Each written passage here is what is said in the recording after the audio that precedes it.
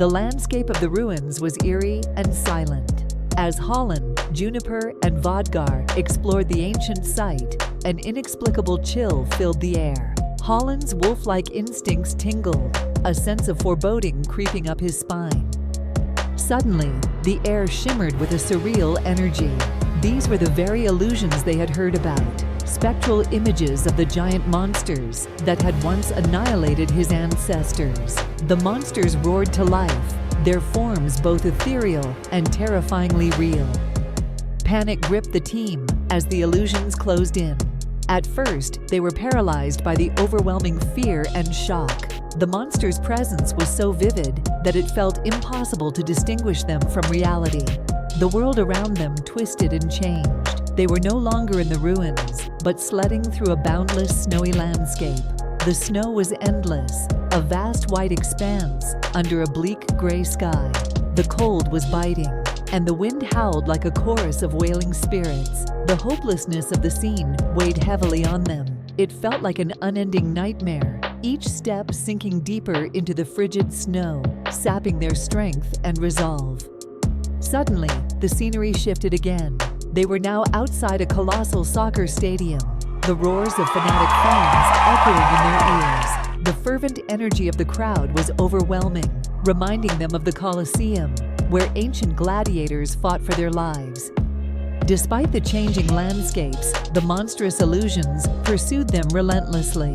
There was no time to think, only to run. The environment shifted once more, and they found themselves in a brand new spaceship. The interior was sleek and pristine, a stark contrast to the chaos they had just escaped. But there was no control panel, no way to navigate or escape the vessel. It felt like a pristine prison, immaculate but inescapable.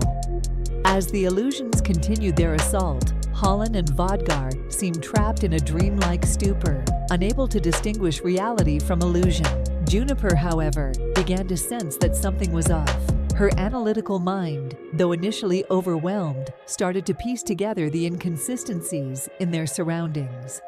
Realizing that the illusions were not real, Juniper fumbled through her equipment. She pulled out a portable appliance designed for emergency situations, capable of generating a powerful burst of electricity. With trembling hands, she activated the device, creating a thunderous lightning strike that reverberated through the spaceship.